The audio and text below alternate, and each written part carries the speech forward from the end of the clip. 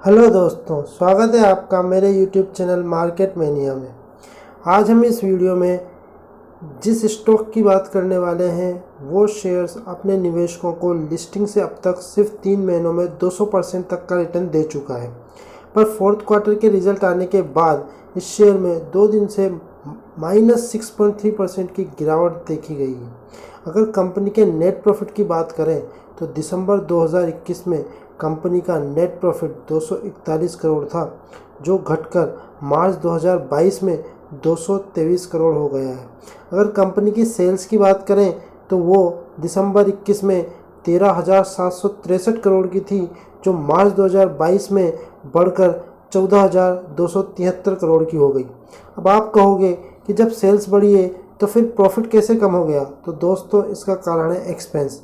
Company के expense जहां दिसंबर 2021 में 13,256 करोड़ रुपए के थे, वही अब मार्च 2022 में 13,859 करोड़ के हो चुके हैं। अगर आप कमाने के साथ साथ अपने खर्चों पर कंट्रोल नहीं करोगे तो नेट प्रॉफिट में भी उसका असर पड़ेगा। देखिए, कंपनी के नेट प्रॉफिट में मामूली सी गिरावट से आप ये नहीं अंदाज़ा लगा सकते कि कंपनी बर्बाद होने वाली है। ऐसा कुछ नहीं है। कंपनी के फंडामेंटल अभी भी बहुत स्ट्रांग है। और बता दें कि यूक्रेन और रशिया के बीच जंग और महंगाई की वजह से खाद्य तेल की सप्लाई और डिमांड पर जो असर पड़ा था, उसकी वजह से अडानी विल्मार के नेट प्रॉफिट में भी गिरावट देखने को मिली है। आज की तारीख में अडानी विल्मार खाद्य तेल मार्केट की लीडिंग कंपनी है। इसका फेमस ब्रांड तो आप सब लोग जानते ही होंगे, फॉर्च्यून। फिलहाल कंपनी का मार्केट कैपिटल 97,950.28 करोड़ रुपए का है। हाल ही में कंपनी ने मार्केट कैपिटलाइजेशन के मामले में टॉप 50 इंडियन कंपनीज में स्थान हासिल किया है।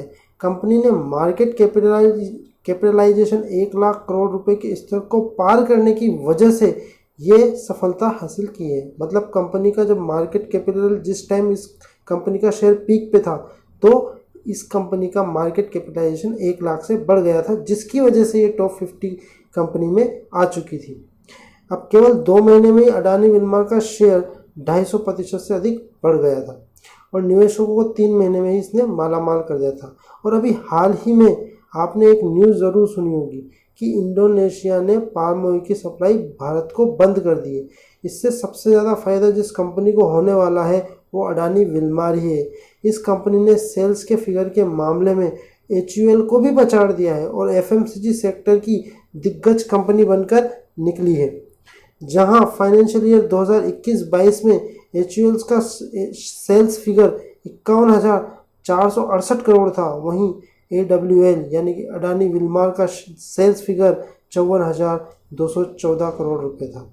अडानी विल्मार की प्रॉफिटेबिलिटी की बात करें तो इस कंपनी का प्राइमरी जिस बिजनेस से प्रॉफिट आता है वो है एडिबल ऑयल। इस कंपनी के रेवेन्यू का 65% केवल और केवल एडिबल ऑयल से आता है, मतलब खाद्य तेल से। और दूसरे नंबर पे जो इसका रेवेन्यू जनरेट होता है वो पैकेज फूड और FMCG से होता है, जो कि लगभग 11% होता है। तो आप समझ सकते हैं कि कंपनी के बिजनेस में कोई प्रॉब्लम नहीं है। कंपनी फंडामेंटली स्ट्रॉन्ग कंपनी है और सबसे इम्पोर्टेंट बात, इस पर गौतम अडानी का हाथ है। तो हो सकता है ये शेयर कुछ 1-2 दिन के करेक्शन के बाद वापस रफ्तार पकड़े।